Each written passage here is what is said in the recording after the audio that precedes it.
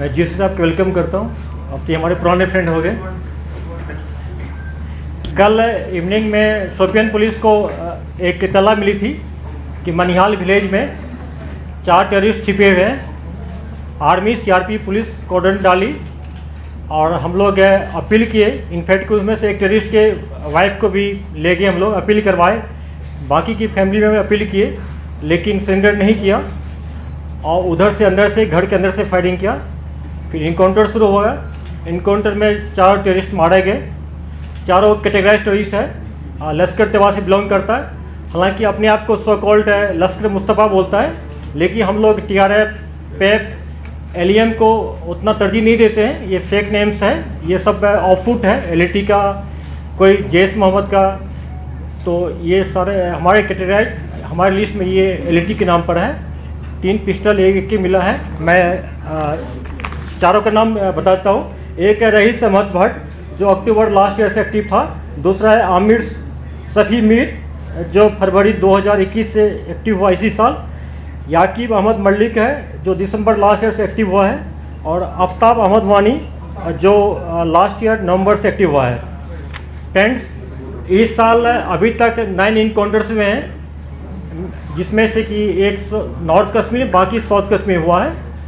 और इस 9 encounter total 19 terrorist मारे गए। इस 19 में से 9 जो है 9 सिर्फ शोपियान डिस्ट्रिक्ट का है और 2 टॉप क्लास का कमांडर है। एक अलवदर का जो गनी ख्वाजा मारा गया था सोपुर में, और एक सज्जाद अफगानी मारा गया था जैश मोहम्मद का। 2 टॉप कमांडर हैं। टोटल 18 टेररिस्ट रैंक में नए लड़के ज्वाइन किए हैं, जिससे 18 में से 5 इनकाउंटर में मारे गए हैं। 3 अरेस्ट हुआ है, बाकी फील्ड में एक्टिव है। उनके पेरेंट्स से भी हम लोग अपील कर रहे हैं कि उनको वापस लाएं। कुछ पाइपलाइन में है, शायद वापस भी आ जाएगा। और इसके अलावा हम लोग करीब 7 ऐसे यूथ था जो कि ज्वाइन कर चुका था, उनको फैमिली के हम लोग हेल्प से वापस लाए हैं। और हम लोगों पर पुलिस सिक्योरिटी फोर्स और पेरेंट्स काफ़ी ट्रस्ट बढ़ा दिए हैं। और कल भी हम लोग एक्सपेक्ट कर रहे थे कल रात में 2 बजे की सरेंडर कर जाएगा। काफ़ी अपील हो रहा था फैमिली की साइड से हम लोग से, लेकिन नहीं हो पाया, उन्होंने नहीं माना। और फिर भी हम लोग लगे हुए हैं। इसके बाद जहाँ तक बात है SOP फॉलो करने का, हम लोग पूरी तरह इसको फॉलो, जैसा कि आप लोग पहले बोले थे हम लोग कि जनवरी में पहला PC में कि हम लोग का फोकस रहेगा खास करके जो लोकल टेररिस्ट है जो हमको सरेंडर कराएं, चाहे ड्यूरिंग इनकाउंटर हो या बिफोर इनकाउंटर। ये हम लोग प्रोसेस में लगे हुए हैं। SOP का फॉलो हो रहा है। सिक्योरिटी फोर्स बहुत प्रोफेशनली वे से ढंग से काम कर रही है। और इसका यही नतीजा है कि इस साल 19 मिलिटेंट मारे गए। उस 19 में से कोई भी सिविलियन का डेथ नहीं हुआ है। ये फैक्ट है कि हमारे एक आर्मी के जवान का देहांत हो गया था, शहीद हो गए थे ID ब्लास्ट में। पुलिस का एक इनकाउंटर में बदगाम मारे गए हैं, शहीद हो गए थे। और 2 जो हमारे पुलिस वाले पर फिटाइन टाइप का हमला किया था बागत में, उसमें शहीद हो गए। टोटल पुलिस और सिक्योरिटी फोर्स मिला के 4 शहीद हमारे हुए हैं। हम लोग अपने ऑपरेशनल स्किल को बढ़ा रहे हैं कि कोई कोलेटरल डैमेज नहीं हो और हम को भी लॉस कम हो। कल के इनकाउंटर में आर्मी के जवान थोड़ा जख्मी हो गए, अभी उनका हालत बिल्कुल ठीक है, हॉस्पिटल में है। जहाँ तक रेजिग्नेशन का बात है, पाकिस्तान अभी तक बाज नहीं आया है। अभी भी हम लोग 7 नए टेररिस्ट इंट्रोगेशन बात किए, उनसे पता चला कि पाकिस्तान से उन्होंने प्रूफ भी देखा है कि सोशल मीडिया पर किस ढंग से उसको इंस्टिगेट किया जा रहा है, रेडिकलाइज किया जा रहा है। दूसरी बात ड्रग्स है, ड्रग्स भी काफ़ी पाकिस्तान से आ रहा है। हमारे लड़कों को यूथ को ख़राब किया जा रहा है। इससे मैं पेरेंट्स से अपील करता हूँ कि अपने बच्चों को संभाल रखें, उनसे काउंसलिंग कराएं। अगर कोई बच्चा किसी का, अगर बेटा हो चाहे लड़कियाँ हो, अगर ड्रग्स लेती है, हमारे पुलिस का जो हॉस्पिटल है ड्रग्स डिटेंशन सेंटर, वहाँ जाए, उसको हम लोग पूरा हेल्प देंगे, करेंगे, उनको मिनिस्ट्री में लाएंगे।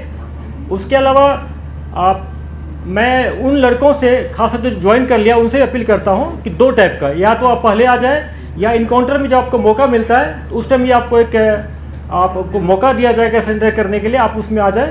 आपके साथ कुछ नहीं होगा, हम लोग आपको एक्सेप्ट करेंगे, कोई दिक्कत नहीं होगी। बाकी संभल की जहाँ तक बात है, हम लोग पूरी तरह तैयार है। हम लोग का अपना प्लान बन गया है। कहीं कहीं हम लोग नाका को बढ़ा दिए हैं, कहीं कैंप को शिफ्ट कर रहे हैं। और जैसा कि हम सब जानते हैं कि इलेक्शन के बाद हम लोग को एडिशनल फोर्स मिल जाएगा और जहाँ जहाँ सिक्योरिटी का कमी है, जिस एरिया में सिक्योरिटी की का कमी है, उसको हम प्लग कर लेंगे।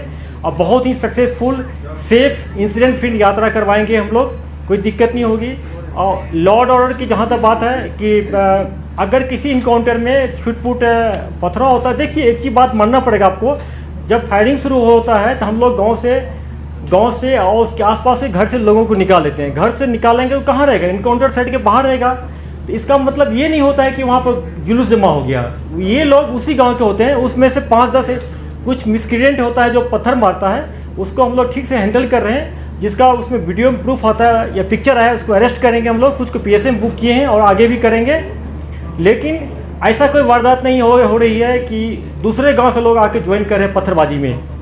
इश्यू कोई सीरियस नहीं है। मैं आप लोगों से अपील करता हूं कि इनको ज़्यादा इस बात को ज़्यादा ऐसा माहौल नहीं क्रिएट करें, फॉल्स नैरेटिव नहीं फैलाएं कि पथराव बढ़ गया है। जहां भी हो रहा है अंदर कंट्रोल कर रहे हैं हम लोग, बहुत ढंग से इसको कंट्रोल करेंगे, कोई दिक्कत नहीं होने देंगे।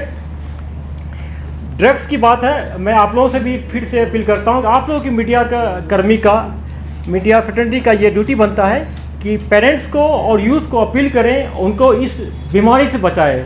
ये हमारे न्यू जनरेशन के लिए बहुत डेंजरस चीज़ है। सिर्फ ड्रग्स से लोग मिलिटेंसी ज्वाइन नहीं करता, बल्कि बहुत सारे सोशल इविल है, क्राइम जो है उसमें भी इन्वॉल्व होता है, पढ़ाई छोड़ता है।